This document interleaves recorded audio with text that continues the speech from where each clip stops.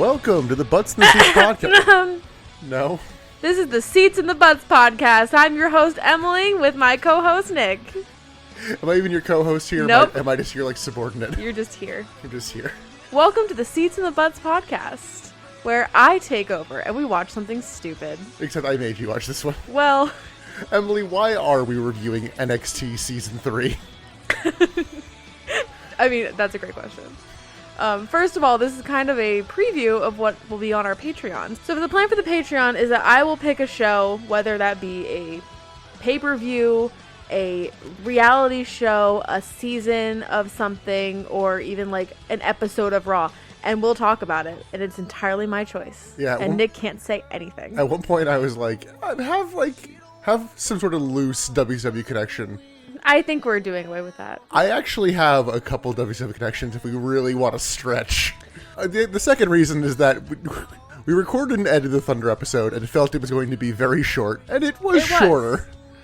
And upon editing it, we felt better about it, but recording it, we were like, oh, we feel awful. So we kind of planned to do this and think, okay, well, and we tweeted about it a little bit. So a little, yeah.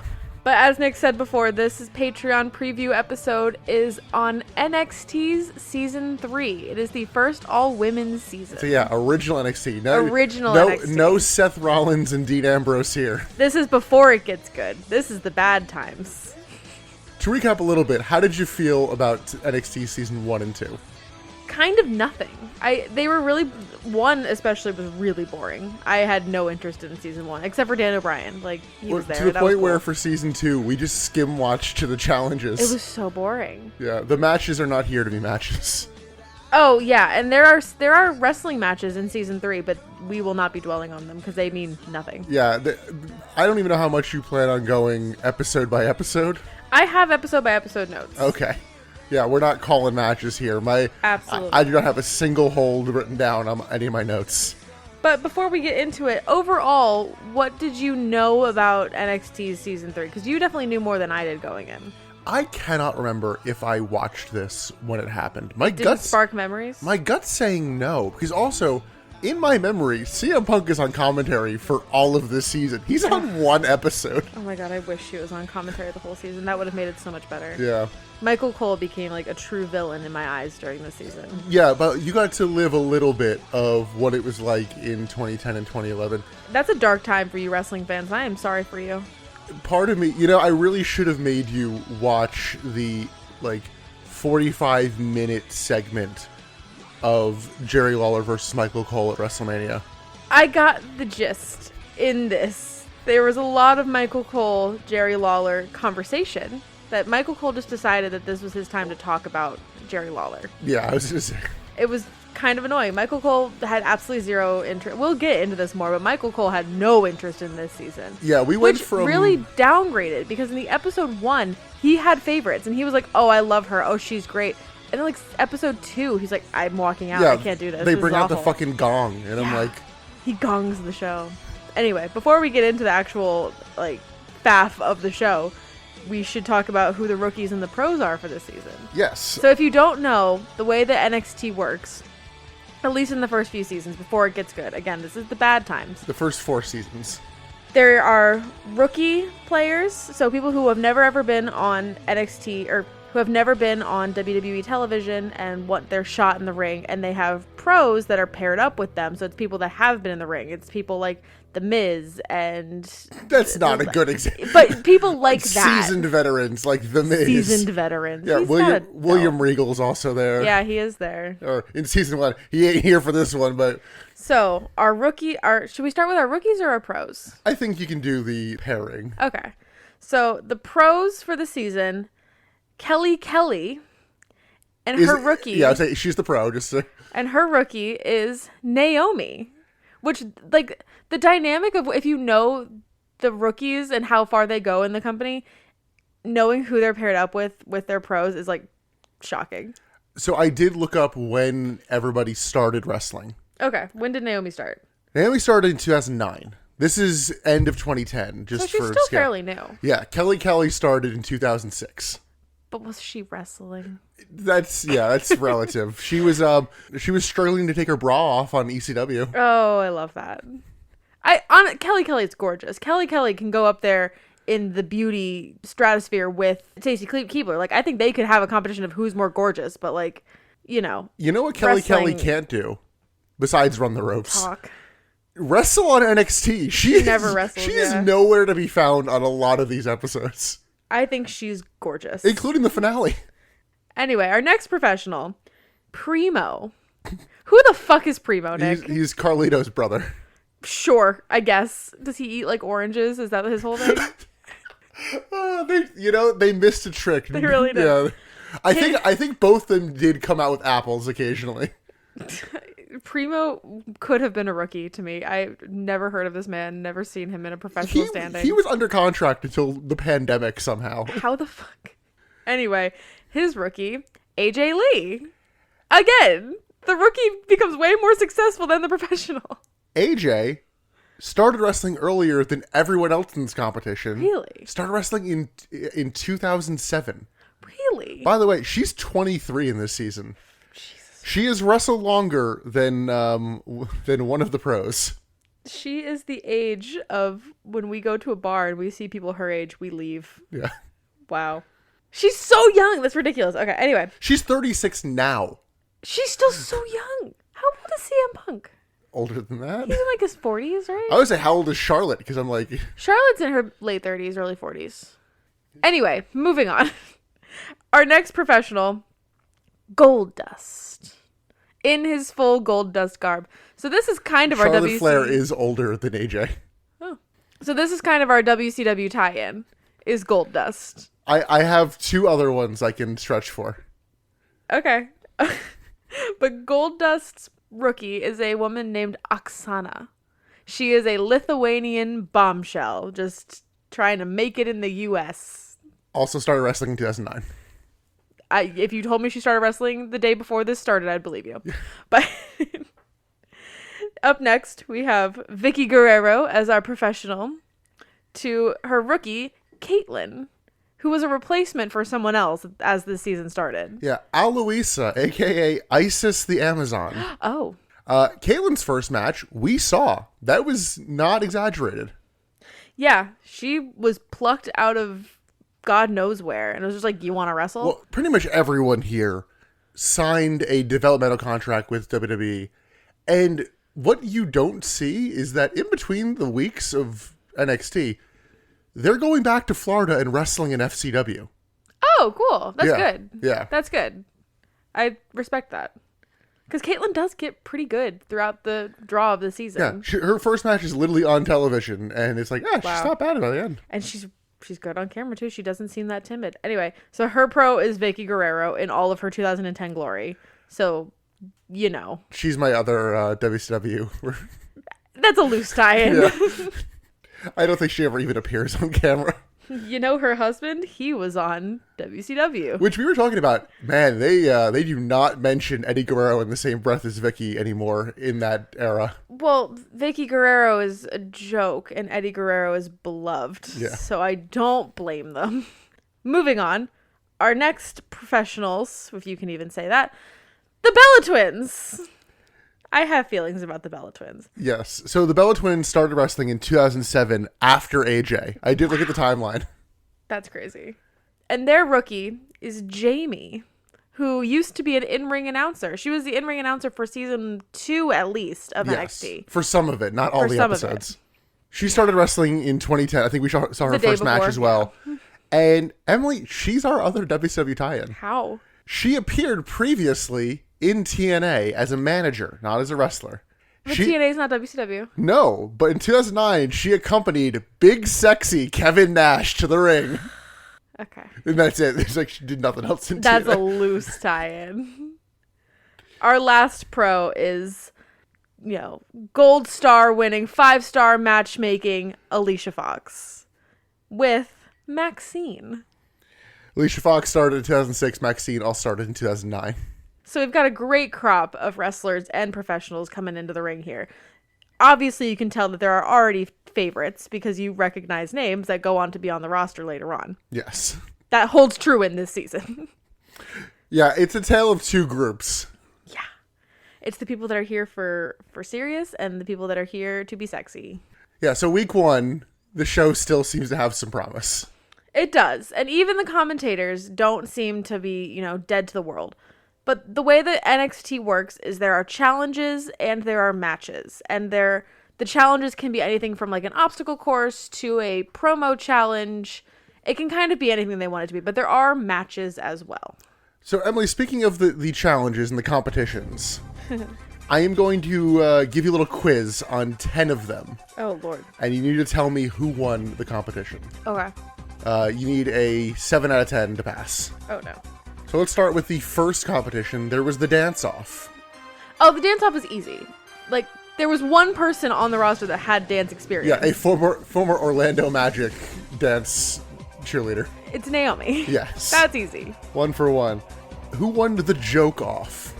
Oh, God. Oh, the joke-off is it was at the point where I was starting to, like, actually lose my mind. It's like episode 2. Yeah, because it was at that point, I think, when I was realizing how demeaning this season was going to be. Emily, are you Michael Cole?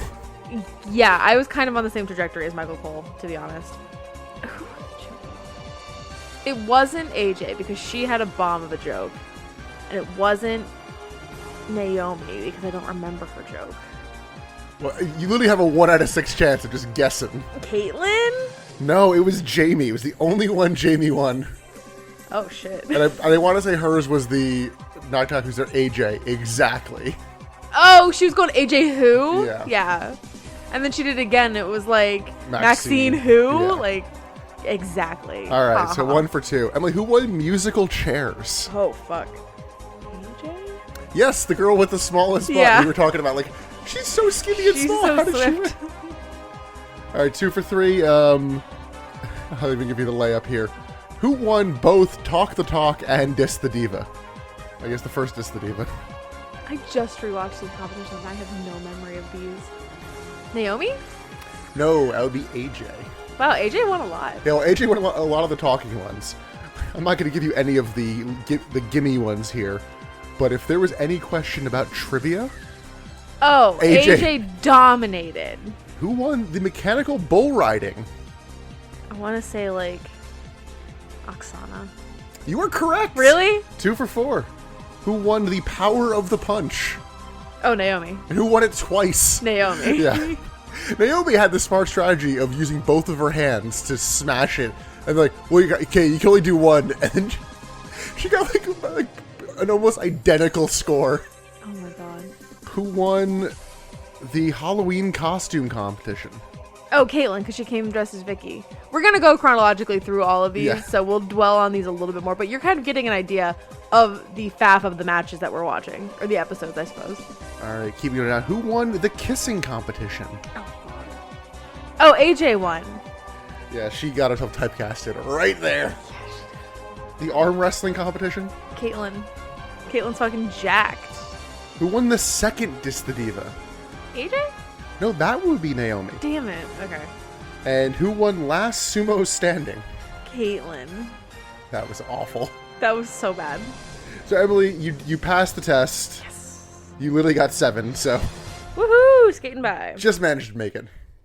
But yeah, that is the caliber of content that you have coming for you in this conversation. Those are the things that happened in the show. Those are just some of the things that happened in this show. Yes, we skipped over all the trivia ones. We also skipped over the Limbo Challenge because Limbo Challenge is no longer on Peacock. Yeah, I couldn't explain that one to you. I don't know.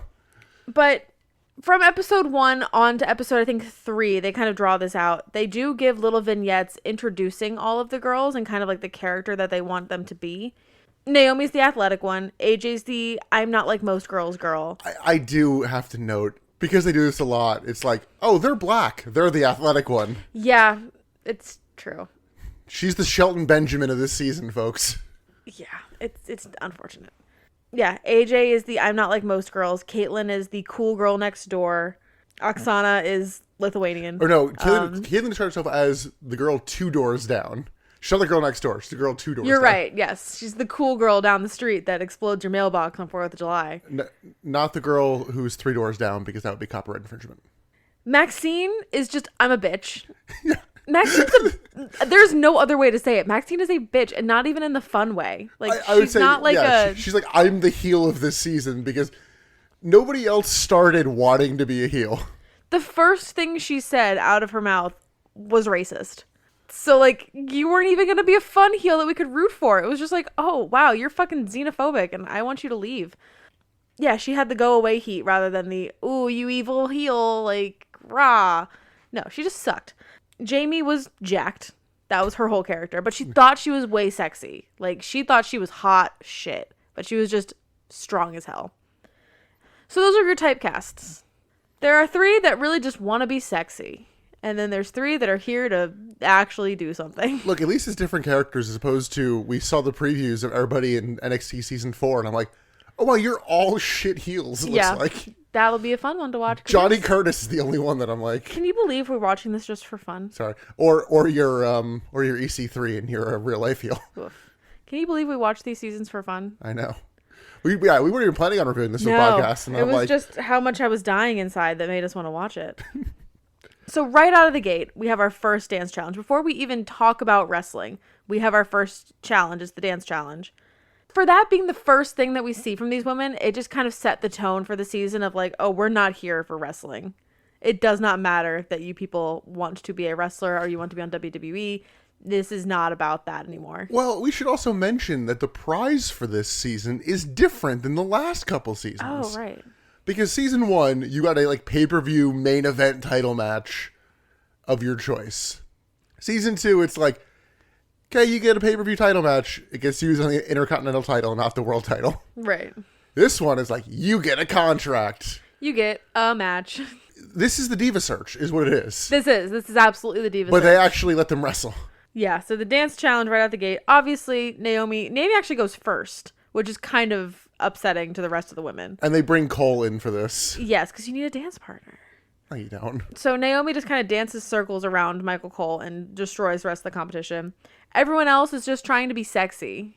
This is just opportunity number 1 to show I'm sexy. I'm the most sexy. Caitlyn does not. She does the awkward robot thing she likes to do. She's so girl next door. Like, she wants to be quirky, funny. I'm different so badly. She's cool. I do like her. But she leans into the I'm not like most girls a little too much. I was going to say, is she the parts of you don't like it yourself? Yes, entirely. I see myself in Caitlyn and I don't like it. Here's the problem. I see myself in 2010 in Caitlyn. I see sophomore in high school Emily and I'm like, ooh, fuck, I don't like that girl. Making out with band boys. Oof, nope. Don't want to talk about it. I lost my track of thought. Your track of thought? The amount of brain cells that I lost watching this show, I can't think of words anymore. And then you re-skimmed it all today. I did, and I can't. I need to go read like War and Peace or something. I need something intelligent in my head because this was not it. Anyway, so dance challenge happens. It's just kind of embarrassing, and that sets the tone for the whole season. So we get our first match, which also, we don't get a lot of matches. Or at least we don't get a lot of variety of matches in the show. So this being the first match, again, kind of sets the tone. It's Maxine and Alicia versus Naomi and Kelly. That kind of sets it up to assume that every match is going to be rookie and pro versus rookie and pro. It's not that. I mean, they do that in the first couple seasons as well. But they don't let the Bellas come in and take over every match in the first 2 seasons. You know, I'd love to see Wade Barrett versus the Bellas. Oh my god. Or Daniel Bryan versus Brie Bella. Man, they brought a classic nowadays. So really my only note for this match was Naomi shows that she is not here to fuck around, but Maxine is. I think we're a little hard on Maxine. I don't like her. I don't think she's good in the ring. I don't think she's good on the mic. I think she's just a bitch, and I'm not into it. So additionally, with all the matches, I think AJ is the only person to actually like develop a finisher during these. Yeah. It's just like, random drop kick or random spin kick or roll up, small package. Like AJ breaks out the octopus at one point and like actually wins like 2 or 3 matches with it. I'm sorry, it's called the octopus. No, we're not doing octopus. I do have the records of all of the women for these matches. Oh really? Because I'm not gonna go one by one through these matches. No, Jamie was 2-0. Really? Maxine was 1-4. Yeah. Oksana was 2-5. Yeah. AJ was 6-2. Okay. Naomi was 5-4, and Caitlyn was 3-4. Which is surprising. Yeah. But yeah, the matches are not why you're watching this show. Even if you are like the biggest wrestling fan and you are going to these shows for NXT, you're not watching for the matches. Emily, I'm sorry to interrupt you, but it's now time for the Raw recap. Oh my God. If I kick back, it's going to be the next 10 minutes where we talk about what happened on Raw. There was literally a span of 20 minutes on one of the shows. There was a lengthy Raw recap, and then an uninterrupted Kane, Undertaker, and Paul Bearer promo. That happened on Raw. Yeah. No, how about SmackDown? Still. Yeah. Yeah, it's very clear after the first couple weeks that they do not give a shit we about didn't even NXT. mention they go off television after like week 2 or 3. Actually, it's episode 5. Oh. That they make it to week 5 Yeah. before they go fully online. Like, yep, it's a web series now. By the way, I don't think anything even took over the time slot. I think Sci-Fi was like, we don't want We your don't shit. need it. We'll rerun something. Because they went straight from WWE CW, the Dark Ages, like not even like, oh, there's a little bit, Rob Van Dam's still here. It's like, you want to see Christian wrestle, the flavor of the week. Literally, the final main event match is Christian versus Ezekiel Jackson. Oof. And then he goes into NXT, and it's like, yeah, I get why they weren't talk thrilled. about Dark Ages. We are so lucky to have the women's roster and the women's talent that we have now. We are so lucky to have producers and showrunners behind the scenes that actually care about the women's division in 2023. Because we have amazing women on the roster. And I feel like these women kind of did get shorted. The women of the early 2000s got the short end of the stick. Like, yes, Trish Stratus was great and Lita was great back in the early 2000s. But they could have been so much more if someone gave a shit about them, you know? And I think these women are right on the cusp of like, we don't give a shit about women. And they could have been better. I mean, there's some people who actually say that Trish is having better matches now than I she believe did. it. I entirely believe it. Lita, not so much. Lita's moving in slow Lita motion did now. great in 2002. Like, she's fine. Anyway, so that's kind of episode 1. It's very clear that Naomi is the front runner. But episode 1 also ends with the start of, or I guess not the start, the cementation of Vicky and Caitlyn hating each other. Yes. There is a massive rivalry between Vicky Guerrero and Caitlyn. Well, the way they actually wrote off the previous rookie of Vicky was they're like, oh, they got into an argument and she decided she wasn't right for it. So yeah, they're kind of cementing that. I do have the where are they now for each of the rookies on this. I guess now is as good a time as any to do the Aloisa one. Yeah. Because she got eliminated, or I guess she got unselected for this show because there were erotic photos of her online. Which seems really hypocritical.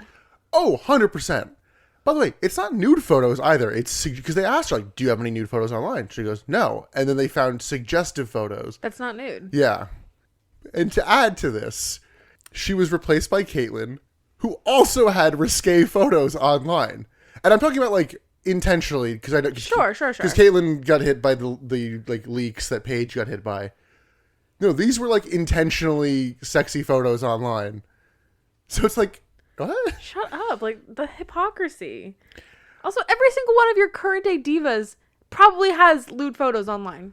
Fucking Maurice shows up. You had Maurice pose for Playboy. A lot of the divas pose for Playboy, but Yeah. I guess because it's on WWE's dime, Well, it's fine. It's also the fact that these are all new sightings, and Linda McMahon was running for the Senate for the first time. God damn. Apparently in 2013, Guinness World Records certified her as being the tallest actress in a leading role, originally standing 6'9".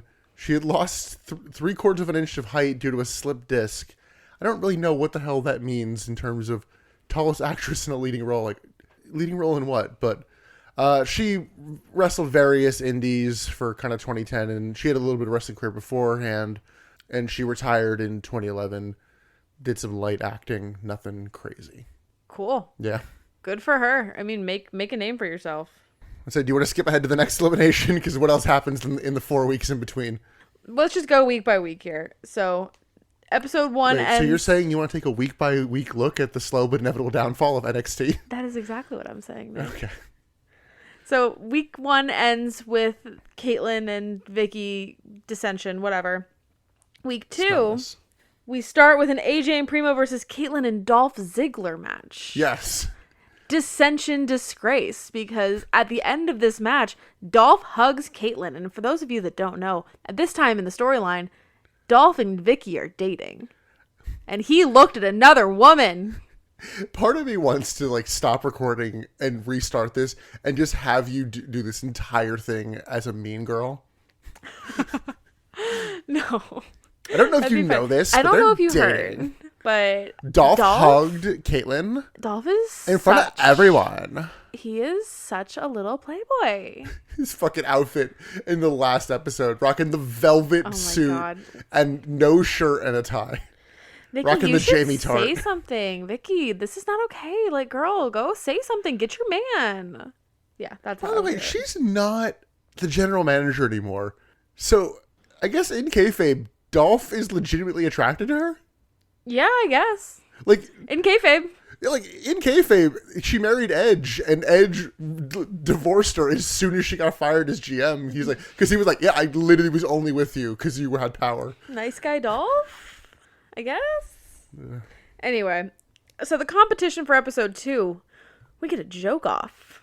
Nick mentioned this in the rundown of the show, but we get a joke off, and unfortunately, a lot of the jokes are very anti-women. Which again, why the fuck?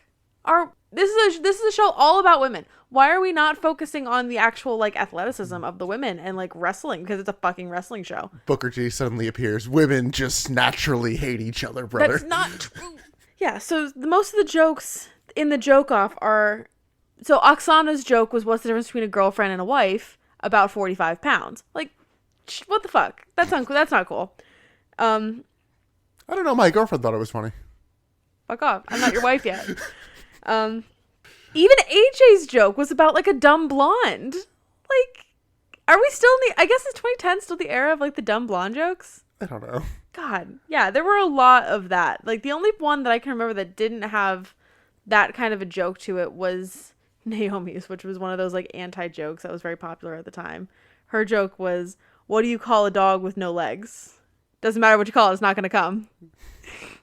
Like, it's funny. Sure. Anyway, this is when Michael Cole gongs the show. After this joke off, Michael Cole's like, I can't fucking do this anymore. This is so bad. This is so stupid. He got the secondhand embarrassment that I was also feeling. And he was just like, nope, we're not doing this anymore. I'm out. Yeah, and then he gets put back on the following week and proceeds to basically actively dare the audience to stop watching. Pretty much, yeah. Like, he's taking phone calls in the middle of fucking shows. Yep, multiple times. He's just a general prick in this season. Awful. And Josh Matthews ain't that much better. He's really not. At least Josh Matthews is kind of calling the matches when they happen. He flip-flops. Sometimes he's like, oh, hey, this is good going on. And then he'll also just turn into a raging prick. Yes. And I'm it's pretty like, demeaning. Josh, if you're not on the show, you're not doing jack shit. At least this is his actual voice and not like in TNA where he had to pitch his voice down. Oh. Yeah, no. Anyway, so at the end of episode 2, Michael Cole does walk out. There's an obstacle course in there, whatever, who cares? Michael Cole does walk out, which leads to episode 3, which is the absolute best episode in this season for 2 reasons. One is the competition that happens in this episode. And 2, CM Punk comes on for commentary in this episode. Thank God for CM Punk. And he doesn't give a shit, but in a way that like works. It's not antagonistic, it's apathy. He comes out and straight up says, I love NXT because it's like a car crash. It sucks when it happens to you, but I love watching it to happen to other people. But he is the best thing to happen to the show at this point. Yeah, there was some strategy going on between a rookie and a pro, and Josh Matthews goes, oh, did you ever have a conversation like that with your rookie? He's like, no, I never talked to my rookie from NXT season 1. Oh, yeah, because CM Punk was a pro in season 1. Yeah, for Darren Young. Darren Young. A.k.a. Black John Cena. Crazy. Emily cannot unsee it. It's insane. So this is really where the brain cells just start fluttering out of my brain. Because Lay Cool come out, and they kind of rib on all of the rookies. You made that sound more French. Actually, you made it sound as French as they wanted it to sound. Lay Cool. I don't know what it is about them, but they are so airheady and so they come off so like I don't want to say bimbo because I don't know. They come off so stupid. They come off so airheaded that like watching them makes you feel stupider. Come on, boy, that's my wife, boy. Undertaker, you can do better. It's hard to watch. Like I was trying actively to think of words during this, and they were talking. I was like, I'm losing every word that I've ever known. Are you aware of Michelle McCool's debut in WWE? No. She debuts basically as a pedophile. Oh, great. Because she meant to be a sexy teacher and was like, us teachers need love too. Oh, God. I love it. I feel like you don't love it, Emily. I don't love it. Oh, I was wrong. There are two competitions in this episode. No matches, just competitions. So we have musical chairs first, which it's musical fucking chairs. Why are we playing musical chairs for a wrestling show? It is a far cry away from the Eugene episode. But it's still musical fucking chairs. I will defend that musical chair segment with... I showed it to you. It's a great segment. It is a great segment. You're right. Because you know what? There's character in that one. Yes. That one actually served a purpose. You know what? This was shoot musical chairs. It doesn't work. No, yeah. It was... Like, all these competitions are a genuine shoot, it seems like. Unfortunately, yes. But it was again, why are we doing this? These are wrestlers. Why are we even faking to ourselves that this is any way beneficial to them as wrestlers? We're playing musical chairs. Anyway, the next competition that happens in the show is the like talk off, I guess, like promo off, whatever, where they're given talk the talk. They're given a topic and they need to riff on that topic for 2 minutes or 1 minute. Oksana doesn't know what a llama is. They were all given topics. Like Jamie was given teeth and AJ was given caffeine. Oksana was given a llama. She did not know what Matt Striker was talking about when he said llama. And she kept asking for clarification. He's like, it's an animal. She's like, can you show me the animal? He's like, I can't pull up National Geographic. And then they're like, okay, well, what can you do a camel? And she's like, I don't know what a camel is. It wasn't, can you do a camel? It said, can you describe it? He goes, it's like a camel, but it's not. And then she didn't know what a camel was either. A camel. It was so infuriating to watch. I legitimately don't know how much of her shtick is an act versus English not being her native language. Right, yeah. I don't know if she is truly Lithuanian or not. Like, oh, no, I mean, she is. Like her language barrier. I don't know how strong the language barrier actually is. Yeah. Like, is she being sincere when she doesn't know what the word llama and camel means, or is this part of the character? It devolves. Obviously, Oksana loses. Maxine, all she wants to do is talk shit on AJ. Yeah, everyone's beefing with AJ. I know. Is it just because she's easy to beef with? I think it's because she's the most experienced in the ring, so if they do a match, she'll make you look the best. Maybe. That might be right, actually. But even the crowd turned on this competition. You can kind of tell that the crowd is like, why the fuck are we here? Why are we watching this? I don't know. This comes on before SmackDown, I think, in the taping schedule. I was trying to figure that out is this tape before or after? And it's gotta be before, because if this was after, I would leave. But even the fact that it's before, like, I would go get a beer. I would go get some food or something on the arena floor. Like, I would not sit in my seat and watch this. This is embarrassing. This is degrading. Anyway, so that's episode 3. Episode 4. Elimination is next week. We have 2 competitions in this episode. The first one being a wheelbarrow race, where they have to take a wheelbarrow and run it around the ring and back over a yellow line or something, and whoever does it in the fastest time wins the competition. I should also mention that they're doing all these competitions because whoever wins the most competitions earns immunity from the first elimination. So if you get the most competition wins, you can't be eliminated. I'm realizing in all 3 seasons of NXT, immunity has literally not mattered once. Nope, not at all. So to make the wheelbarrow race a little bit more interesting, what's funnier than laughing at the downfall of women, Nick? Laughing at little people. It's so funny. Of course we bring Hornswoggle out because it's 2010, and why wouldn't you? So Hornswoggle comes out, and they put Hornswoggle in the wheelbarrow. And the only rule for him is he cannot fall out of the wheelbarrow during the run. If he falls out, you're immediately disqualified. So you can't just chuck him out to win. I missed that rule, but that makes sense. Yeah, it's a way to, not fuck over Hornswoggle. Poor guy. Oh, he gets fucked over at the end, plenty. He gets fucked over a lot. First in the competition is Maxine. Again, Maxine's a bitch. So Maxine does the whole run.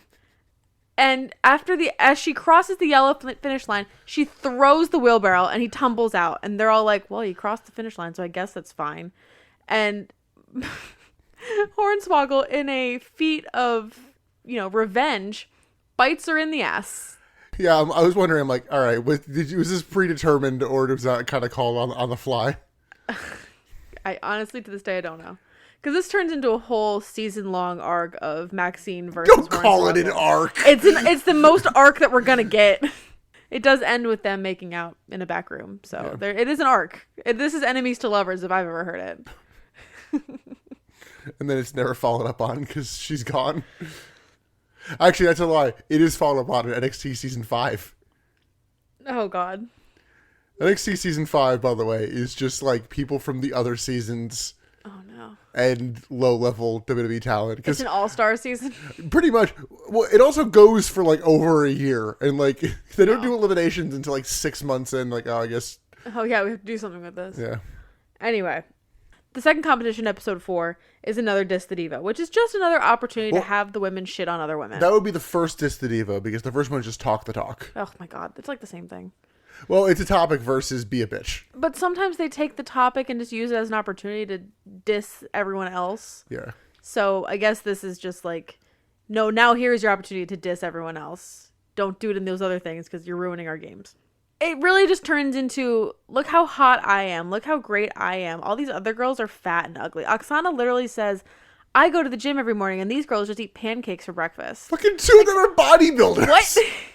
Have you seen Jamie? Jamie's not eliminated yet. Yeah. She's a stick. Yeah, what? So it's two bodybuilders. Naomi, who they're saying is the most athletic one, and AJ, who is a twig. Oh my god. Yeah, but they eat pancakes every morning, a twig with a fucking... with abs for days. Oh, all these girls are built, man. The only girl that's not, like, visually built is Caitlyn, but you see her in the arm wrestling competition, and you're like, damn, girl's jacked. Anyway, it's another opportunity for these women to just shit on women. And that's kind of the crux of the whole season, is just women hate women. Yeah. Booker.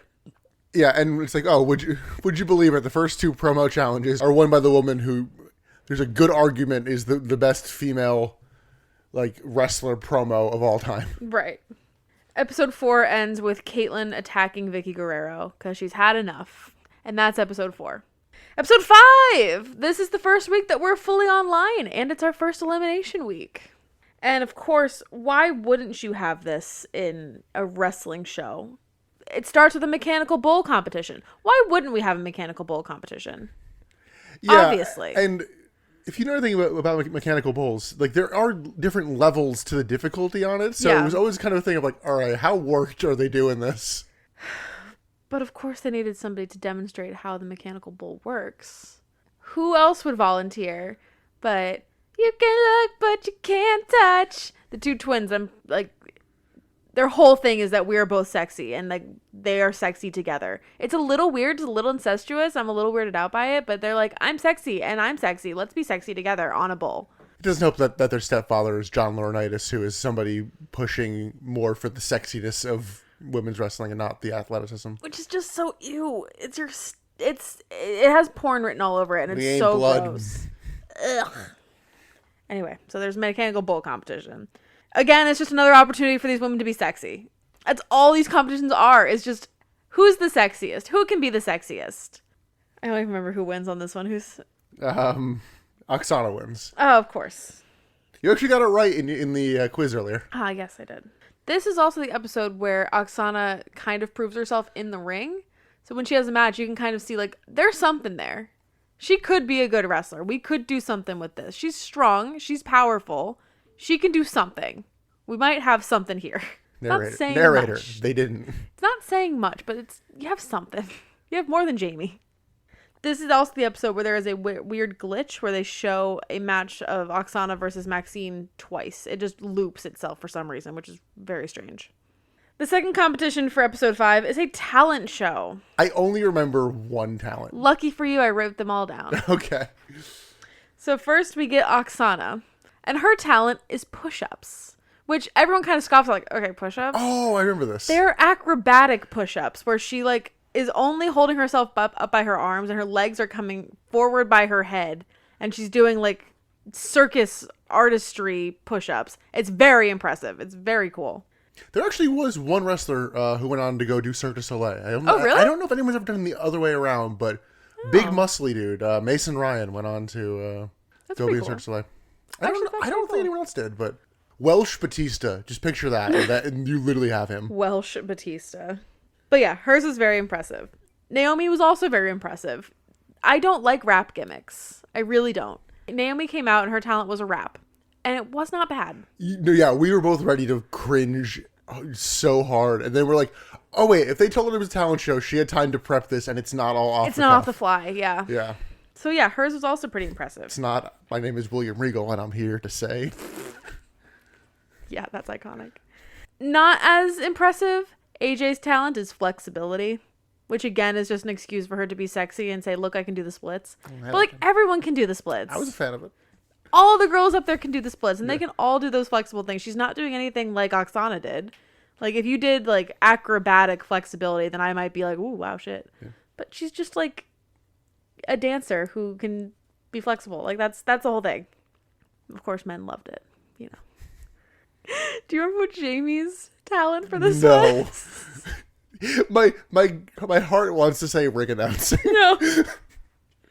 Jamie's talent, God bless her heart, turning men on. Oh, right, yeah. Her whole talent is just being sexy. I wish they had somehow gimmicked Matt Stryker to have him have a huge fucking boner. I know, but like he was so flustered. Like splits the pants somehow. Oh my god, it was so cringy. It was, and like she didn't even do it in a way that was like I'm being alluring. She kissed him. She made out with him, and that was her turning men on. Like that's easy. That's like cheat mode. I don't know. I like when you kiss me. Yeah, but I'm not like doing a little dance, wiggling my butt. I'm not doing like all the alluring stuff like, oh, I dropped my pen, you know? Yeah, I'm not doing that. I wish you did. I'm not claiming that my talent is turning men on. Every time we kiss, I want you to do a whole song and dance. No. It was just so cringy. Yeah, that's not a talent, man. What are you doing? What are you doing for women right now? Next we get Caitlyn, and her talent is art. She does a little art. She has an easel behind her, and she draws a picture. Which we don't see until the very end, and it was like... She turns it around and reveals it is a stick drawing of Vicky Guerrero with a big butt and a pile of poop next to her. Because Caitlyn is nothing if not immature. I don't know whether this show is saved or not by this, but Vicky Guerrero plays a very important role in this show, which is to wake the crowd up. By screaming, excuse me? Yeah. I mean... To be fair, that literally will get heat to this day. Oh, yeah. But Caitlyn's entire story during this is just, I'm against the person you all hate. And it does wonders for her. It really does. It works quite well. It's like putting anyone against Roman Reigns in 2015. Just turn them a face. Yeah. Even if they weren't. Finally, our final diva with a talent. Maxine. We all know how much I love Maxine. Do you remember what her talent was? Me either, because she didn't have one. It was, I baked a pie for Hornswoggle. Oh, right, yeah. It wasn't a talent. Yeah, this was supposed to be a peace offering to Hornswoggle for what happened last week. And it's just like, and I'm sorry, let's be friends. So she makes a pie. We saw the pie, and it was a big whipped cream pie. We're like, we all knew it was going to happen. We debated for a second, like, is this going in anyone else's face besides Maxine's? So she calls out Hornswoggle, offers him the pie. He takes the pie and shoves it in her face. Apology not accepted. He got a little bit, I thought. I think from like the splashback. Yeah. Yeah. Apology not accepted. Feud grows from level 1 to level 2. And that is the talent show. What a segment. After this segment, we learn that Oksana has some immigration problems. And she has 4 weeks to get her paperwork in order or she will be deported. Do you remember the officer's name? I don't. They actually, it comes up in one of the other competitions about like WWE trivia. It's apparently Nick Dickopoulos. Nick Dickopoulos, you're right. Because what a name. Matt Striker's like, we're on, you can't say that, but you're also right. Nick Dickopoulos. Dickopoulos. Nick Dickopoulos. What a name. But this is another start of an arc for Roxana. She's getting It's deported not in 4 arcs. weeks. These are story arcs! They're storylines, they're not story arcs. Shut up! Arc implies change. Line is like, well, it goes from point A to point B. Before our first elimination, we also get a match between Vicky and Caitlyn. That is as much of a joke as you think it is. Yeah. Anyway, first elimination. Can you guess who gets eliminated first, friends? Let me tell you, it's not Naomi. It's not AJ. It's not Caitlyn. It's not the person it could potentially be who they're setting up a storyline for. Which leaves Maxine and Jamie. Maxine is also in the middle of a storyline. So bye, Jamie. And again, I think comparatively, I mean, Maxine's not in the top 3 of this season, but like, compared to Jamie, Jesus. Yeah. Oh my god. Fucking... So you would... In previous seasons of NXT, when a rookie gets eliminated, you stop seeing the pro. At least on like an on-mic, in-ring personality. Yeah, they're still on the stage, but... You don't hear from them that much. We will never stop hearing from the fucking Bellas. Yeah, the Bella Twins become the new rookie, and they're like, all right, every week, let's do a match. Yeah. So Jamie's gone. Do you have a... Where are they now for her? Very little. Oh, really? She kind of vanishes from wrestling. Because she gets released within 7 days of getting eliminated. Like, yeah, we have nothing for you. Ugh. They saw the first 5 episodes and went, yeah, you got nothing. You weren't a good ring announcer, and you can't wrestle, and we don't think we can even get you there, so bye. She does appear on the final episode, but doesn't wrestle, and we were kind of like, that's weird. And I think, oh, that's why. Yeah. Unsurprisingly, she goes on to be a personal trainer. Okay. She owned a salon for a couple years. Like a hair salon? I guess. Oh. But is still a personal trainer. Her business is called Brittany Be Fit. Is her name Brittany? Yes, her real name is Brittany. Oh, okay. And she's in like the Tampa area. Actually, pretty much all these people ended up in living Florida. around Florida. That makes sense. I think She does AJ, scream who lives very in Chicago. Florida. She does, yeah. Yeah, personal trainer. Good for her. Still has the business, so according to LinkedIn, so. Good for her. So this is the episode 6, where my brain starts to really melt. Because I've now watched 5 full episodes, and I think your brain has melted so much that you've said your brain is starting to melt every episode. Probably, so yeah. Because little things give me a little bit of life, and then I'm like, I don't know why I'm doing this. So we start the episode with theme song trivia. And of course, like Nick said, trivia means AJ's gonna win. But what they've chosen to do for the trivia still boggles my mind. The way that they chose to have the wrestlers ring in is with air horns. But the air horns aren't activated. So they aren't horning. They're just airing. Well, some of them do, some of them don't. They didn't check the fucking air horns. Which I think they use the same air horns in a few weeks because some of them They don't also work. still don't work. So there's no way to tell who buzzes in first. Like Matt Stryker just kind of has to be like, I think I heard yours first. And keep in mind, they had done this same game previous seasons, and they had a buzzer. Yeah, so why air horn? Why did we choose to pivot to air horn? If I remember right, you did pretty well on most of these quizzes. Yeah, it wasn't hard trivia. Although, if you were Oksana or Maxine, you don't know shit. Yeah. It's very difficult for you. They did not even try to buzz in once in this. It did also work for AJ's character that she's like, I'm a nerd. But then it's like, yeah. Whose theme is this? It's DX. You just But need the to watch first one the product. was Teddy Long. Like, who the fuck knows Teddy Long's theme? See, if she was a real nerd, she'd be like, this is the theme for WrestleMania 2000 that eventually got used by Teddy Long. But also, Teddy Long was like the active GM of SmackDown, so you heard that shit like once a week. That's a good point. I don't know. I was not watching in 2010. Well, hold on a minute, player. We're going to have ourselves a tag team match. We go on to a match after the trivia. It's Alicia Fox versus Naomi, which somehow Naomi loses. Yeah, they don't make a big deal of the rookies don't beat the pros for a while, and I think we'll get to one eventually. I know like AJ beats one of the Bella Twins, and that might be the first time they like don't acknowledge it. They make a big deal in all the other seasons, but then in commentary needs to be paying attention for this. So yeah, exactly.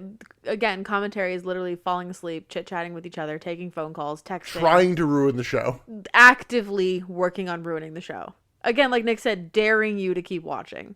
So there's another promo-ish segment where they're all up in a line on the stage, and it's just kind of like Matt Striker talking to them. Yeah, not a competition. I don't think it was a competition.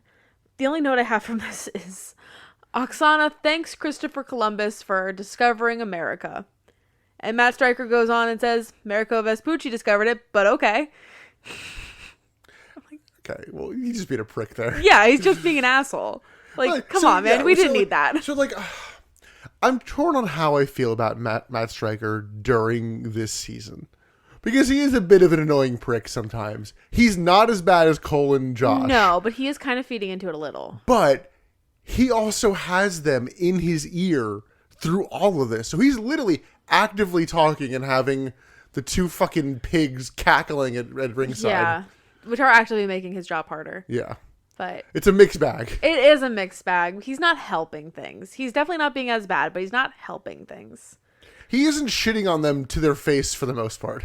That's true. I think he only shits on them when it's like, okay, ooh, that was rough. Yeah, there was not much else from that segment that I really remember or meant to take note on, but there is another competition in this episode. It's the test of strength competition. The power of the punch. The power of the punch. So they have one of these arcade punching bag sort of games on the stage. They've used it on previous seasons. Yeah. It's just a punching bag. You punch it. It comes up with a score. And this is where Naomi absolutely crushes it, but has to redo it because they're like, oh, you use two hands. Don't do that. So Naomi destroys it. Caitlyn whiffs it. Caitlyn somehow throws a worked punch on this fucking competition. She also tries to put, like, some kind of lotion on her arms to... I think that was... Oh, there was something with, like, Ben Gay and something... Was it, like, to deter Vicky? I don't Yeah, or, like, Vicky needs Ben Gay. I don't know. But, yeah. She actually somehow throws a worked punch on this, so gets, like, a score like 6. Yeah. AJ also kind of fucks it up. And AJ's small. AJ has no punch power. She's great, but she has no power behind her teeny tiny little arms. But yeah, so Naomi destroyed it. This episode ends with Goldust proposing to Oksana to solve her immigration problems. He gets in the ring, professes not necessarily his love, but his dedication to help her see through her problems. Yeah. And dedication to be there for her however she may need him. Which I'm pretty sure you can't do. I think that's illegal. Yeah, I'm pretty sure you were like straight up going like, I don't love you and I don't really want to be married, but I want to have you stay in the country. Like, I think you need to put on a little bit of a show. Yeah, you have to like. Look, I only remember I now pronounce you Chuck and Larry so much, but I mean, that's kind of the whole like 90 Day Fiance thing. I mean, I don't know that show very well, but I think you do have to prove before the immigration papers go through or something that like you know each other, you've lived together for a certain number of years, you've been dating. You have to prove that you've been dating for a certain amount of time. It's not necessarily that. It just needs to be like this is a real marriage and not just it's not a green card marriage. Paperwork. Right. Yeah. But Goldust proposes, and it's all lovely. Oksana says yes. We have a wedding in a few weeks. Yay. On to episode 7. The only thing I have for this is the competition, because it was so disgusting, and I hated it. This is the Who's That Body competition, where they get all the women in the ring, in a line, and they just show the torsos of different men and women in the WWE, and you have to identify them by their abs. Well, see, this turned into a different game for me. This was can you identify the little bit of the gear you see, which I think they were also doing as well. Like that was not the point. Identify of this that game, fucking though. render.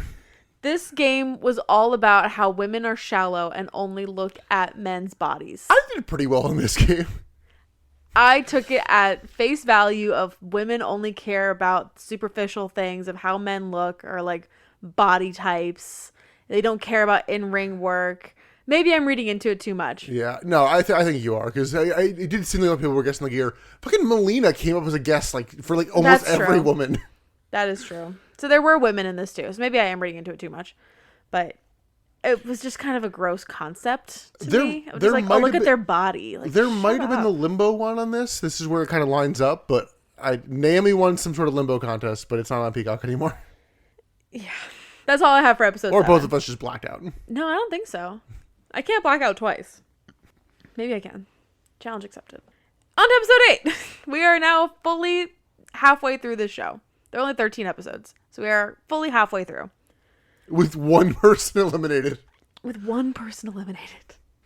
This is the Halloween episode. So everybody comes out in costume. I don't have everybody's costume listed, but I think I can do it off the top of my head. Oh, I was gonna say I want to take a stab at this. Okay, go for it. So Oksana was a sexy devil. Correct. Maxine wasn't really a well defined costume. It was like an ice queen, but kind of came off more like an Eskimo. She was going for Ice Queen because they called her that at one point. So yeah. AJ was Raphael from the Teenage Mutant Ninja Turtles. I think we were just going for Teenage Mutant Ninja Turtle. But No, sure. she was a specific one because they had the different color masks and flair. Nerd. Your 27 pieces of flair. Naomi was Hamburger Helper. Yes, the Hamburger Helper hand. And Caitlyn was Vicky Guerrero. She was a great costume. Yeah, pulled it off well. That was amazing. That was such a well done costume. Like, credits to the hair and makeup department for doing her wig. Yeah, but you can also tell who was in this competition to show off being sexy. Again. This was just an excuse for Oksana and Maxine to be like, I'm sexy. Look at me. I'm so hot. I'd be remiss if I didn't mention a different AJ Lee Halloween costume. There is a episode of Raw, I don't remember what fucking year, but she dresses up as one of the Street Fighter characters. Oh god. And the character, I'm gonna get yelled at for not knowing which character, but the character has like a little like taunt kind of thing with like two fans, and she does the taunt during this battle royal, and it's like, God, you're a fucking nerd. I love it. Fucking dork. You do love a nerd. Yeah. I mean, I am marrying you, so. I never said that I wasn't a nerd. The Hamburger Helper for Naomi felt a little out of left field. It was strange. I think she just found it and thought it was funny and wanted to be it. Anyway, also in this episode, we get a bit of a cameo from the $1 Million Man himself, Ted DiBiase Jr., and Maurice. He's not the $1 Million Man. Don't give him that credit. He's the embezzled $1 Million Man, allegedly. So can you explain why they were backstage? So, Goldust apparently has been doing a story where he's being creepy, and they thought it was towards Maurice, but it was actually about the $1 million title, which Ted DiBiase Jr. had recently brought back. Okay. Because his father originally had the $1 million title because he never actually became WWE champion. So I have this one. Okay. So Goldust won the $1 million title? He stole it. He stole it. Okay. And so Ted DiBiase Jr. is just trying to get it back. Yeah, there's only been a handful of recognized $1 million champions. Ted DiBiase, Virgil, and Ted DiBiase Jr. come to mind. I don't know if anyone else is actually officially recognized. So you're telling me that this is another WCW tie-in? Yes, somehow. Fucking Virgil. Anyway, our other competition for the night, because the costume competition was a competition that Caitlyn won. There was a candy eating competition at the end of the Halloween episode. Yes, I totally just. What are we doing here, folks? What are we doing here? There was just a plate full of Snickers bars, and they were just shoveling Snickers bars into their mouths. Okay, to be fair, it was a small one because I feel like, not to give them credit, but to be like, hey, they could have done this. This could have gotten a lot more phallic. It absolutely could have. You are correct. It didn't. Here's a Charleston chew. Eat it. Ugh. Why would do ew a Charleston chew? No, it looks like a turd. I love a Charleston chew, No, but Baby it looks Ruths like a turd. look like turds. Oh, you're right. I don't do it, Baby Ruth. Charleston chews are way too long. You poop that long, there's something wrong with you. That's a good point. But the color is more poopy. Chocolate looks like poop, okay? You're right. The chair you're in looks like the color of poop. Hey, this is green. You know how to green poop? Hot take. As I said, we're embracing the tangents. Nuts do not belong in candy or dessert. I know that's a hot take, but I stand by it. If you give me a Snickers, I will throw it in your face. Yeah, she does feel this way. I do feel this way. Milky Way is great. Twix is great. M&Ms are the best candy on this planet. Do not give me anything with a fucking nut in it. End rant. Emily, you need to increase your nut. No, I don't. Emily, what if they're fancy nuts? Then I will eat only fancy nuts. What if it's a big Costco-sized thing of fancy nuts? You know, as long as it's not dipped in chocolate or in a dessert and you're not trying to claim it as dessert, fine. Do what you want. Anyway, that's the Halloween episode. That's episode 8. We have a candy eating competition. I don't even remember who wins it, but I know that Hornswoggle is involved somehow. That's the one that Maxine wins. Emily, that's the only contest Maxine wins. That sounds right. But fear not, because episode 9 is a big episode. This is actually a pretty big episode. This is the wedding of Oksana and Goldust, with an elimination. Yes. I was convinced Oksana was going home too. Oh, I know. Which, admittedly, this wedding, I could not remember what happens with the wedding. Because it's a wrestling wedding.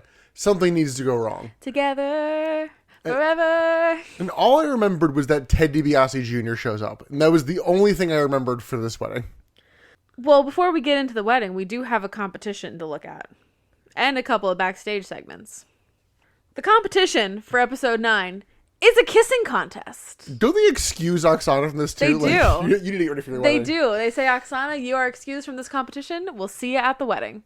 She doesn't kiss Goldust later. Nope, she doesn't kiss anybody. Does she have an issue with kissing? Maybe. I don't know. She has some cold sores we don't know about? Ooh. Anyway, so there has to be somebody to kiss, obviously, in a kissing competition. What's funnier than laughing at the downfall of women, Nick? Little people. Little people! Little people are the funniest thing in the world in 2010. So, of course, Hornswoggle is the person that everybody has to kiss, because that's hilarious. Well, we've already... Ugh. Emily, we've already peaked on television by doing the Little People's Court. And they did pay for the theme song. I'm so tired of laughing at little people. It's so demeaning and so stupid. All right, you need to phrase that differently because what you just said is, man, I laughed so hard at little people. I'm just tired now. Oh, no, I'm tired of them being the butt of the joke. Yes. It's not funny. It's never been funny. Like, stop trying to make it funny. Anyway, I digress. But just as a little side tangent, WLC, unironically good. Oh, well, yes. Yeah. So the women see that they have to kiss Hornswoggle. Maxine immediately gets upset. And I think the only one that's down for it is AJ? The other three are just kind of like, no, I won't do it. Wait, no, they bring somebody else out, right? They sure do. I forget who they bring out. Oh, you'll remember in a second. Okay, I was ready. Oh, I remember who it is. I was so ready, and I think he's gone at this point, for Big Dick Johnson. I was ready for just some sort of... Or like, Greg Khali was going through a fucking weird Playboy phase. And I was like... That's so weird. Because, yeah, they did the Playboy phase, Khali, and Natalia farting in similar eras. What a time to be alive. Anyway, so they kind of laugh Hornswoggle out of the ring. And they're like, we're not doing this competition if Hornswoggle's when we're kissing. Get out of here. So as he exits the ring, dashing Cody Rhodes. Whoa! He comes out and he saves the day. Because who wouldn't want to kiss dashing Cody Rhodes? Such a great gimmick. It's a mid-card gimmick, but it's a great fucking gimmick. The fact that the mirror. This is the same guy that is got the fucking neck tattoo and the bleach blonde hair in 2023. It's shocking. All right, I would say, would you smash or pass 2010 Cody Rhodes? Smash! 1,000,000 times smash. He's hot as hell. Smash, pass, or dashing? Dashing. But if you ask me 2023, hard pass. Anyway. So, dashing Cody Rhodes comes down to the ring and graciously is like, I'll kiss all of you ladies. I don't think Maxine is into it. I think she still kind of is like, no, I'm not doing this. Cody Rhodes did give a reason for why he was here, because I was like, Cody, why the fuck, like in kayfabe, why are you here? His brother's getting married. Of course he's here. Yeah, exactly. It was like, why? And he said, I'm like, oh, that makes sense. Of course Hey, kayfabe. Great. So he goes through and he kisses all the women. I don't remember if he kisses Maxine or not. I think he does. I think it's like it resets. But AJ like pounces at him as wears it's her the first fucking kiss. face off him. Yeah. Just mounts him on the ground, makes out with him, and then steps away. And Cody's like, that's the best one. That's my winner. That's the kisser. And AJ wins the kissing competition. So because AJ is Latina, Cody Rhodes solving racism once again. Of course, my hero. So we go backstage, and Primo tells AJ that made him jealous, and she's like, well, I have something to tell you, and she tries to pull him into a hidden side room to like have a conversation, make out. And they open the door, and who's there but the father of the groom, the American Dream, Dusty Rhodes, baby. But he's not there alone. Who's he with, Nick? The fucking Bella twins. And he gives him the full, like, Dusty Rhodes, like, oh, it seems like you're here for a hidden room. Get away and have some private time. But this room, there's no room at this inn. Like, and we just move on Dusty. from that. And then we cut to another room with AJ and Primo trying to find some space to be alone. And it's Maxine with who else but Hornswoggle. They've resolved their issues, and now it's lovers. It's enemies to lovers. Everything is right in the world. Look, Emily, hate fucking is a hell of a drug. It's time for the wedding. No, wait, no, it's not, because there's one other couple that makes out. Is that in this episode? Yeah. They find them in a fucking road case. Oh, I don't have that in this episode. Oh, well. Okay. Because Caitlyn and AJ... Sorry, well, that'd be different. Because Caitlyn and Dolph are making out, and then they get found, and then... And then Vicky Guerrero stumbles across them, and Vicky Guerrero is very upset. Very upset, but... God, who would have thunk it? The wedding cake is going by as Vicky's upset. And what else could happen? It's so funny. She falls into the cake, and then she screams. Who wouldn't find this hilarious? It's so funny. If I was a woman in wrestling at this time, I would write into my contract, I want $10,000 for every cake you're going to make me go through. Yeah, that would probably be I want a bonus for every cake, because I know you can't fucking restrain yourself. It's time for the wedding. Do you want to run through the wedding? Do you remember the wedding well enough? I'll give it a shot. Correct me where I missed something. Go for it. So Goldust comes out. His two groomsmen are his father and his brother. Sweet. Lovely. Oksana has no one. Yes. Oksana comes out, and the priest starts going through everything. And he's like, nope, I'm not going to do this because everyone has a price. And then Ted DiBiase Jr. and Maurice come out. Ha! We rigged your wedding. Now Like, you can't get married. we paid him off, and he'll go back down there to do it if you give me back the $1 million title, which we did not mention. He has over his shoulder at the wedding. I mean, you gotta have your bling at your wedding. Yeah. I would say, you want me to come down in a world heavyweight title belt? What if I come out with the $1 million title one? No, it's not as fun. I want the big gold. So Dusty Rhodes then hops in the mic and is like, I knew something like this would happen, so I found me a minister. And who comes out but the original $1 Million Man? Which was it was such a swerve seeing his father be the one to take him down. It was great. And admittedly, I love the logic of everyone has a price, but the look on your face right now is priceless. Great line. Ugh. Great line. I want to say Ted DiBiase, like actual minister. Oh. Probably allegedly corrupt minister.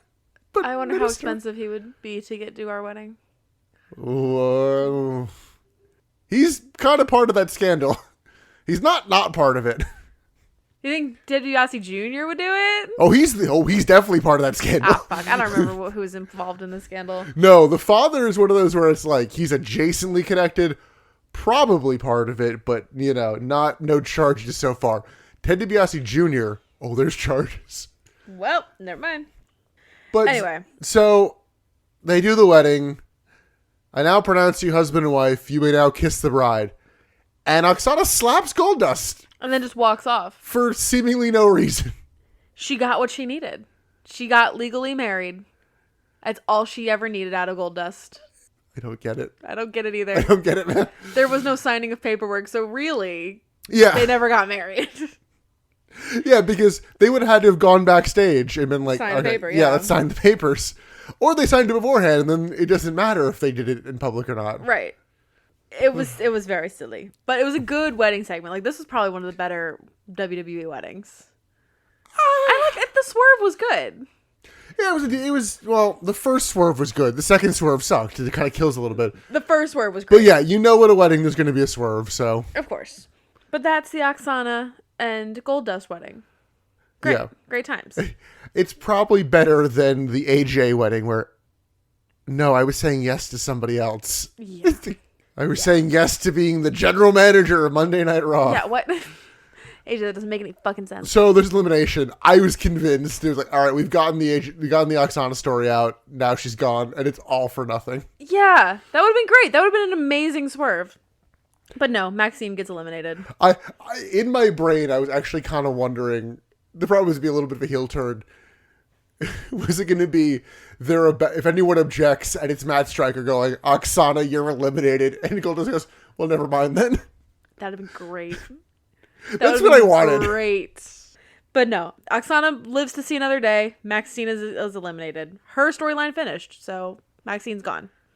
Where is Maxine now? So Maxine actually is with WWE for like 2 years. Oh, okay. She appears as like a mainstay in NXT season 5. Oh. And Wikipedia has lengthy articles or has lengthy listings of what she does in season 5. It all just sounds like a dream. Like none of it sounds real, but I know it probably is. Yeah.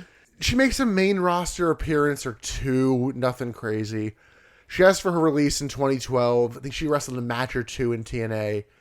Goes on to Lucha Underground, becomes a little bit of a big deal there. I know, like, at one point, it's like, oh yeah, she's going to be, like, running the company. I don't know how long the story went. Admittedly, we've not watched Lucha Underground. But I know she has a decent run there, and that's kind of it for her in wrestling. Tried some acting. Not a terrible amount. I mean, you know, like 1 or 2 roles kind of a year. But it's nothing we would have seen. Okay. But yeah, I know it has at least a decent Lucha Underground run. So that's cool. I like that. Yeah. I'll take that. Because she wasn't, like, awful. She just was a bad character. I just didn't like her. Yeah. And she wasn't great in the ring. She was generic heel number 1. Yeah, exactly. Anyway, she's gone. On to episode 10. We are now at our final 4. Yeah. 3? 4. Final 4. And we have elimination next week. Next week. Yeah, the timing of the eliminations makes 0 sense. This episode, though, starts with an arm wrestling competition. And this is where you find out how jacked Caitlyn is. Because it comes down to Caitlyn versus Oksana. And this goes for a minute. And Oksana keeps trying to, like, slap Caitlyn to kind of, like, throw her off her groove. But these 2 women have crazy arms. Yeah, Oksana, like, pulls the hair at one point, which, like, I feel like was supposed to be the finish. So they have to, like, go for a little bit longer and then do the same and do finish. it again. And then, a DQ. Yeah. But it was very impressive watching these women. Because the muscles in their arms were bulging. And then there was another trivia competition, but it wasn't really trivia. It was the baby picture competition. High school yearbook photo. Or it was the high school yearbook. Okay, they were children. Yeah, so they do the high school picture competition. Again, AJ dominates. There was one that nobody got, including in. myself, which was Jerry Lawler. Oh, yeah, because he looks very different. Yeah. He's gotten a lot of work done. That's kind of all I have for episode 10. It's kind of a filler episode. Yeah, they're all kind of filler. At this point, it's all filler because we're at our final 4, and the next episode is an elimination, so it gets us down to our final 3, and then it's just the finale. So, that's episode 10. Episode 11, we get a newlywed game with the pros, where everyone has to try to guess what their pro would answer a question. It's lame. We're phoning it in now with the competitions, and we weren't already. Yeah, and Goldust, like, weirdly is measured during this as opposed to being pissed off. It's like, how would you rate your rookie at, like, 1 to 5? And he doesn't do a 1? And I'm like, what? No, he gives her, like, a 2 or a 3. Yeah. I'm like, dude, she just walked out on you. She's a bitch. Turn on her or something. Yeah, literally, it's like, we're sending Maxine home. Oksana's the new heel. Commentary could not care less than this. I mean, if that's not even clear at this point. It's just, why are we here? What are we doing here? This game was pretty lame. No, if we know every time commentary was not giving a shit, this would be double the length. You're right. So we do the newlywed game. Later on in the show, Matt Stryker goes up to the professionals and asks their take on the season. Call the pros. What are you calling the professionals? Whatever, the pros. Goes up and asks them their take on the season. I am like 90% sure that Alicia Fox and Nikki Bella are drunk off their ass. Alicia Fox did go on to have kind of some alcoholism issues, so... Oh, really? Oh, I don't want to talk about that. Well, I would say, I was telling you earlier, you make an argument of who's to blame here. Arn Anderson got fired because she wrestled a match drunk on a house show. Oh, and as said, she has, that kind of issue. So I don't know if it's here or not, but, admittedly... It was more prevalent in Nikki, for what it's worth. Yeah, but, admittedly... You're not doing anything. I don't care if you have a beer or 2. Yeah, that's the kind of thing. Like, just have a drink. I don't care. But Nikki was asked, like, her take on the season. Or Brie was asked her take. And Nikki kind of, like, stepped in. And it came off very much like that drunk girl you meet at a bar defending you to her friend. Like, very arm wavy, finger pointing. Like, you don't even know. Like, let me tell you. Like, that kind of vibe. We've skipped over the entire Bella's story arc for this season. Oh, yeah, because I'm not talking about all the matches that they're in. Yeah, so basically it's dissension, and that's it. Yeah. They're doing twin magic when the other one doesn't want to, and they're still winning. Like, that's the part that makes me laugh, is like, doing twin magic, oh, I didn't want you to go in, oh, but then you won. Commentary even notes that, when, like, they win doing that. And I don't know, Josh says something like, oh, Brie doesn't seem very happy about that. Michael Cole's like, but they won. Like, who cares if she didn't get the win? Is that she gets rolled up, loses. Yeah, like, they still win. Who cares? Anyway, so this episode ends with another elimination. And who gets eliminated, Nick? Oksana, the obvious one. Obviously. But not only does she get eliminated, Goldust comes to her and says, I want a divorce. I was so convinced he was going to do the goodbye song. I was like, I would have put significant money down on it. The goodbye song? The na na na na. Oh, hey, hey, hey, goodbye. Yeah, I was convinced he could do that, but yeah, I want a divorce. And that's how the episode ends. She gets eliminated and like faints and... Oh, yeah, it's very traumatic for her. It's more traumatic for her to get eliminated than it is to get a divorce.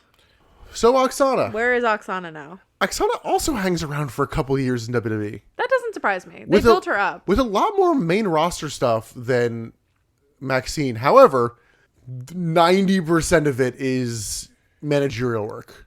Yeah. She gets paired pretty early on with, I guess then it would be Antonio Cesaro. That makes sense. I can see those two pairing up together. Not just because they're both foreign. No. But I can see that working. No, that's why. I know, but like their demeanors, I can see working well together. Admittedly, I don't remember when the yodeling is, if it's before or after her. Oh, is yodeling? Cesaro has to yodel. Cesaro yodels? Yep. Oh. So no, sorry, Dark Ages. Sorry, he Swiss rolls. These are the Dark Ages of wrestling. That's a 10 out of 10 joke. Fuck you. I'm ignoring you. So yeah, she gets paired with Cesaro. She costs him a television match, like non-title, and he's like, all right, you're gone. They want to have her do something different. She attacks Caitlyn as like a mystery attacker. This feud ends with Caitlyn just fighting her off in a match that they're not in against each other. Like, there's no blow-off match for that. It's just like, well, she stopped her. Oh, the other thing we didn't mention is Naomi seems to be taking the walk out of the wedding harder than anybody that was involved in the wedding. Oh, I did not know this. Because she's mad at Oksana for walking out on Goldust and demands a match in his honor, basically, just to be like, prove yourself, I guess. But, like, why? Also, during one of these promo segments, Naomi does, like, shit on Michael Cole, being like, she does. There's one person I'm fucking sick of, and it's this asshole at ringside not paying attention. Yes, she's like, you don't want to be here. We don't want to see you here. Get out. Go. I think it's kind of shoot. Yeah. So Oksana, like a lot of people in this season, become temporarily part of the anti-Total Divas group and that kind of feud they did with that. Leaves wrestling, becomes another personal trainer. Not a terrible lot to note with Oksana's career. Yeah. I do not have a company name for her, so. Oh, bummer. But I think she's also in like the Tampa area. Everybody's in freaking Florida, man. All right, we got 2 episodes left. We're almost there. Yeah, like went from like, all right, elimination every 5 weeks to, all right, get them out. Bam, bam, bam. We got the season's Yeah, ending. now that we're down to like 3 decent wrestlers. Now let's speed through this. Yeah, exactly. So episode 12 again starts with the trivia because I think they've run out of competitions. And again, AJ dominates. This is just general WWE trivia. And AJ dominates. They mostly are just having fun with Matt Stryker and blowing the air horns in his ear because he reacts every single time like it's a bomb going off in his ear. It's very funny, actually. They do the competitions, but it's not for immunity. Yeah, they stopped doing immunity. Yeah. They did immunity for the first one, and that was like it. I think maybe the second one. But yeah, I'm realizing, I'm like, wait, this is who gets out. She might have been immune. Yeah, I know. But yeah. AJ dominates trivia again. They just blow the air horn in Matt Stryker's ear. And you can kind of tell that these 3 girls just kind of have fun with each other. Oh, yeah. They know that this is stupid, what they're doing. They know that this is just for fun. And then we get one of the best women's matches in the last 5 years. Yes. Like, where the fuck did this come from? So this was Naomi versus AJ. And it was, right? That's right. Yeah. So this was Naomi versus AJ. And these 2 women put it all on the mat. This was actually a really fantastic match. Yeah. Like, you like kind of dozed off because it was late. And I was like, no, you need to go back and watch that. Yeah. Because normally it's like, oh, whatever. Like, yeah, I just like fucking AJ won. But no, like, they go out, have a good, hard-hitting, like 10, 12-minute match. it's almost as if these women have wrestling backgrounds and they're actually good wrestlers. Who would have thought? I mean, Naomi still is barely wrestling for a year. But she's good. Yeah. She gets it. it says a lot. If you just kind of go and you understand, like, that's kind of why Caitlyn has gotten so far at this point. Is she is very new, very green, but she gets it. Yeah, and admittedly, she's very good friends with AJ, so I wonder if AJ's kind of helping her. Probably. Yeah. AJ ends up winning this match with the octopus. Again, one of those like, oh, you actually have a finisher. You have a finisher. Proud of you. I think this is the one where Michael Cole yells it 8 times. It is, yeah. But, like, hidden gems. This is, like, the definition of it. This is absolutely a hidden gem. Fucking week 12 of NXT Season 3 is one of the best women's matches from 2007 to 2013. Just saying something. Because, again, we're so lucky with the women's matches we have today. Yeah. Anyway, all of that good, let's ruin it. Let's put them in sumo matches. All that good, let's ruin it. Let's put them in sumo suits and have them push each other around. Yeah, for some reason, Caitlyn gets a bye in the first round. Fuck it. Let's just put them in because no one cares. So they have a circle drawn in the ring, and there are little lines in the circle where you're supposed to stand, and whoever gets pushed out of the circle loses. It's no Big Show Akebono. I'll tell you that. It happened. It happened for a long time. Oh my god, this dragged. Yeah. It was the one time I was kind of with commentary, like, just call it. Just call time. Yeah. I think Caitlyn won this one. Yes. Yeah. It was pretty stupid. But then we go on to an elimination right after that. Yeah. And to much of our surprise, I didn't remember who won this season. AJ Lee is going home. AJ Lee gets eliminated. And I think she actually took it pretty hard. Like, she was very sad. She was not ready. I think she thought she was going to win. Oh. And, like, she, like, tears up during the promo and, like, cuts a good exit promo. She was very sad. Again, she's a good talker. She gets the business. She's gonna be fine. She has plenty to do. Do you want to do her postmortem now? I would say, yeah. You got some stuff on her. Yeah. So she goes on to debut on the main roster the upcoming May, because we're in late November at this point. Yeah. So she debuts teaming with Caitlyn. Oh. She pops into Season 5 NXT for, like, a hot second. And then is shortly paired thereafter with Daniel Bryan. Oh, and this is where they get their, like, love story. This is Dennis' system, Daniel Bryan. Yeah. This is 18 seconds, and then he dumps her, so she ends up getting with Punk, her eventual shoot husband. Which, something about shoot husband makes me laugh more than real life husband. Shoot husband. You're about to be my shoot husband, Nick. Then Kane gets involved in all that. She's the special guest referee for a match. I forget if it's the triple threat or what, but I don't remember. Or if it's just Punk versus Bryan. She then goes on to do a wedding with Daniel Bryan, but leaves him at the altar to go be GM. Mm-hmm. She's GM for a little bit, but then she has to step down or is fired because she's having a on-screen affair with John Cena. So she's just... Yeah. She just gets around backstage as her whole character. Vicky Guerrero calling is like, you can't be the GM because you're banging John Cena. I'm like, weren't you married to Edge? Yeah. Never comes up. And that's the bit of kayfabe that pissed me off because I'm like, no, like, acknowledge the hypocrisy. Yeah, no, they never will. So she leaves John Cena for Dolph Ziggler, stays with him for a little bit, feuds with Caitlyn for the Divas title around 2012, 2013. Gets Tamina as a bodyguard, and a thing I did not remember. Yeah. I think maybe her two most famous things, I would say, is her pipe bomb on the Total Divas cast, where the Bellas just yell over her the whole time at ringside. Yeah. And apparently there's two sides of the internet on that promo of her being correct and Bella Twins fans. Oh, okay. Valid. And yeah, same. We'll talk about the latter of these in a minute, but people who were like, Steve Austin was really unfair to Cameron in Tough Enough. And I'm like, no. No, he wasn't. He really wasn't. She holds the Diva titles for a record 295 days before losing to Paige on Paige's first night on the main roster. Wow. Paige was actually NXT champion at the same time, too. Wow. I didn't realize it was her first night on the roster. So yeah, a record 295 days. Very coincidentally, when she leaves, her title reign is immediately broken by the reign that's currently happening. And it's broken by 6 days. Wow. WWE be fucking petty. Just like, nope. Yep. She's gone. She doesn't exist anymore. She doesn't hold any records. AJ who? Well, I guess relatedly to that, we found out her ring last name of Lee is after her favorite Cowboy Bebop voice actress. Once a nerd, always a nerd. Is she in AEW now with Punk, or is she just kind of like stay-at-home wife, mom? Neither. We'll get there in a second. After that 295-day reign, she went on to have a lesbian pollen feud with Paige. Ah, yes. And in February of 2015, she famously tweeted, like, why the fuck are women getting no time on television? This is bullshit. Why are we paid way less? And Vince McMahon and Stephanie McMahon are like, yeah, we agree. You're like, thanks for bringing this up.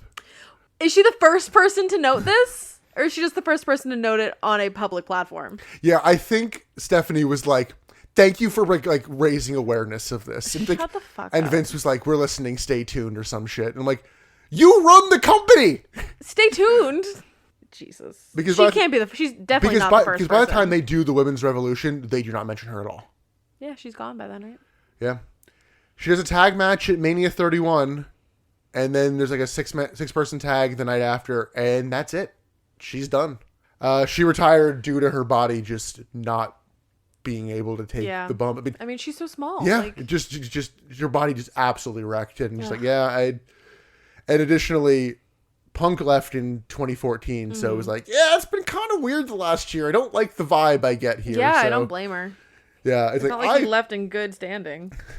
I'm old, I'm hurt, I'm tired, I work with fucking children. Or, sorry, I'm old, I'm hurt, I'm tired, and I work with the fucking Bella twins. Yes, exactly. So, in the past couple of years, she joined WOW, Women of Wrestling, as an executive producer, and apparently now is doing commentary for them. I did not realize. Oh, cool. I wonder how she is on commentary. So she released a book called Crazy is My Superpower, How I Triumphed by Breaking Bones, Breaking Hearts, and Breaking the Rules. Okay. In which, and I think during the publicity tour for it, she mentioned that she has bipolar disorder. Oh. And she's like, yeah, I kind of feel like I was hiding in plain sight with my like crazy character. So interesting. Yeah. And she's a big like mental health advocate now. So. I love that. I mean, of this season, I'd say best career of them. Oh, for sure. My personal favorite, like definitely top 3 favorite divas for me. She's awesome. Or favorite women. Don't call her a diva. I know, it's the divas era. It's the problem. I just like it's still in my nomenclature. She is pretty great. But yeah, I'm still surprised to this day that she did not win this. I know, it's really shocking. We'll get to that when we get to the winner. Which we can just go into the final episode now. Final episode. Like. Episode number 13. So what's the first match we got in episode 13, Emily? Not the 2 finalists. No, we get the Bella Twins and AJ versus Alicia Fox, Maxine, and Oksana. Yes. Why? Not Jamie because they fired her. Why? AJ wins the crossbody by beating Maxine. But while she's Cole celebrating, is screaming that this doesn't matter. Yeah, while she's celebrating, he just screams, yeah, enjoy that. None of this matters. None of this matters. It doesn't matter that you won. Like, shut up, man. And then her and Primo do a little kiss. I don't look at the kiss. To pay off that story. They're in love. Run off and get married until you have affairs with every other man in WWE. As a character. As a character. Yeah, that goes literally nowhere. No. Well, Primo goes nowhere. What the fuck? What's Primo? What's his, post-mortem? Tag feuds. What the fuck is Primo? Tag feuds everywhere. Anyway. No, AJ kisses like, you taste like apples. So, yeah, then they do a final Naomi versus Caitlyn match. It's okay. It's fine. It should have been better. It really should have been better because, like, Naomi, we know she's skilled in the ring. Caitlyn is still green, but she has gotten so much better. Yeah. And she is powerful. Like, she does not really know how to harness her power at this point where, like, in watching this match, we were both kind of, or at least I was like, ooh, that's almost dangerous. You're not quite hitting that move right to the point where it's like she threw Naomi down at one point. And it was like, ow, for real. She's green as teal, not green as goose shit. It's like, yes, there's some blue in there. It's a mix. Yeah. She's getting so much better. But unless you have anything else, let's go to the winning results.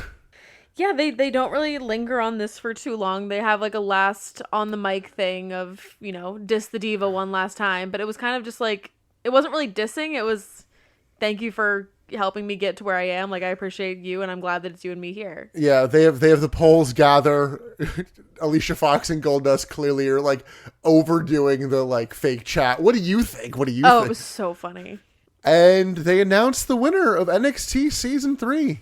It's Caitlyn. To all of our shock. Yeah. When they named all of these rookies at the beginning of the season, both of us were like, oh, it's definitely either Naomi or AJ. Obviously. Yeah. But Caitlyn wins. Caitlyn definitely had the like best storyline throughout this season with her feud with Vicky. Like, it was a very much an overcoming and like the professional and, Yeah, and proving yourself. And I think they were always vague on how the voting worked. Yeah. I think they had Caitlyn win because they wanted to continue the Vicky story on SmackDown, which is what they do. And they didn't have anything planned for either of the other two. Because based on when they debut, it's like, yeah, they didn't, it wasn't like, okay, well, let's get you into something quick. Yeah. So they give Caitlyn like an actual run and they make Naomi fucking wait for it. Yeah, because I mean, even AJ gets in before Naomi does. But let's talk about each of their, careers from here forward. Do you want to talk about the winner first, or do you want to talk about the runner-up? Let's talk about the runner-up first. Okay. Because Naomi doesn't really do anything until being part of the Funkadactyls. Naomi gets done so dirty in the WWE to the point where Nick did not like her for years. Yeah. You actively disdained her. Like I wasn't active. I didn't get it. She was put in a shit gimmick with 2 shit wrestlers. Yeah, because you said you hate rapping gimmicks. For the most part, I fucking hate dancing gimmicks. Yeah. If that is the only thing to your gimmick, it's not for me. And so you had these 2 valets with Brodus Clay, whose heart wasn't in it. Yeah. Then you got A-Train involved for a little bit. Woof. Admittedly, I didn't recognize Naomi, or I didn't watch the season. I remembered Cameron from Tough Enough, and I'm like, okay, well, you don't really care about the business, the gatekeeping kind of thing, which, I don't know, I stand by a little bit of that. Like, I know. If you're, like, people work so fucking hard to get this job, if you don't give a shit about this job, like, there's something to be said open up for the that. door for somebody else, yeah. Yeah. No, I'm on your side. I get that. Yeah, so she's basically just in the background for her first 2 years in the main roster. Like, just a little bit here and there. Which is just rough, because she's so clearly better than Cameron and Brodus Clay combined. The group breaks up. Her and Cameron have a blow off feud match. They both get put on Total Divas. Well, they have a blow off match on a pay-per-view pre-show. Like, they don't even get even on the main card. She finally gets some momentum in November 2014. Gets paired with the Usos because they're married at that point. Oh, wow. Yeah, she's married to Jimmy. Turns heel in 2015, and then, like, again, there's nothing until she gets paired with Sasha Banks and Tamina as part of Team BAD, which was like Beautiful and Deadly. Beautiful and Dangerous. Yeah, something like that. Which, do you remember the other 2 groups from this? No. I want to say it's Team Bellas, which is the Bella Twins and Alicia Fox, who just doesn't get mentioned in the name. Yeah, Alicia Fox is such a tag along with the Bellas. And then, do you remember the 3rd team? No. It was a team of Paige, Charlotte, and Becky Lynch. Oh, it was like the pseudo horsewomen. No. It was almost the horsewomen. So they go on to have the team name of Team PCB. Sure. They had a different name for the first week or 2. Oh, no. We've talked about this before. I'm sure we have. They were the Submission Sorority. Yes. If you do a little search on that, you might get some of Aloisa's photos in the results. I remember this, yes. But yeah, it gets part of Team BAD. She gets hurt and then gets repackaged as the Glow. Yeah, and her Glow gimmick is what she lived with for a while. And it was good. It was fine. Yeah, like she finally gets a real chance, wins the title, and then is like immediately injured. But somehow is back in time to win the title while it's still vacant. It was like a weird timeline of, I guess she just healed faster because they did like a 6-person match at WrestleMania. And like, who's the final person? And it was Naomi. And apparently she's from Orlando, so she actually managed to like win it again in her hometown. That is cool. She wins the uterus trophy at WrestleMania for that battle royal, not the Moolah. And it was the same finish they've used like 3 times for that match. Yeah. Feuded with Mandy Rose trying to steal her man. Feuded with Sonya Deville while Sonya was the GM assistant. Mm-hmm. Neither one of those feuds really had the big blow-off match. It was just a weird thing. Yeah.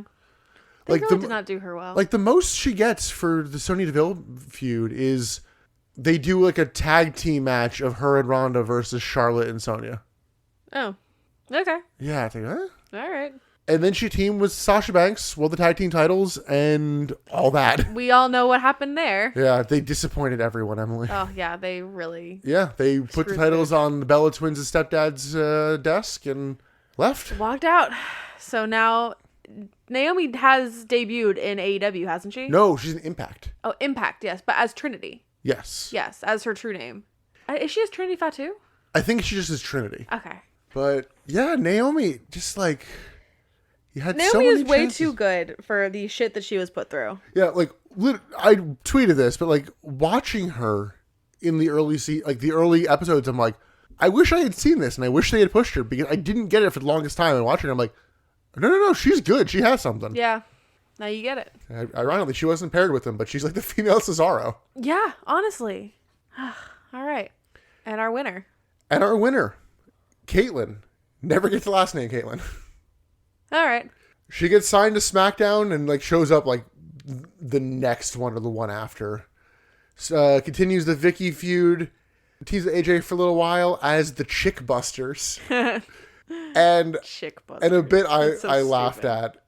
They had her turn heel on AJ and then immediately second guessed it and they cut it from the broadcast. Oh.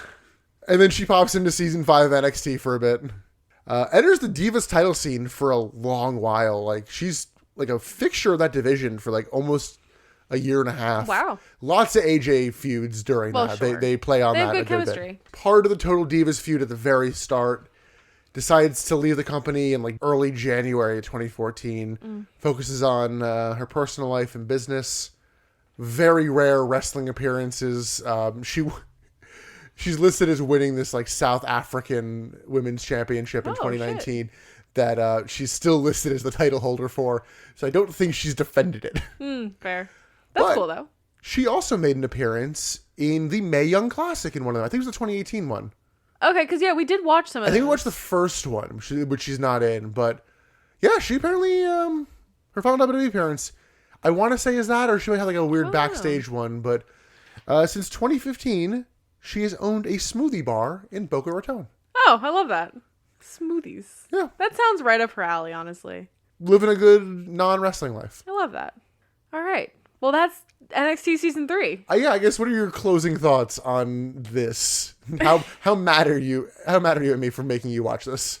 It was a slog to watch. It was really hard to watch, especially the first 3 or 4 episodes were really painful because it was just not wrestling. And I know that these women can wrestle, and it was just, they weren't given the opportunity to be what they could be.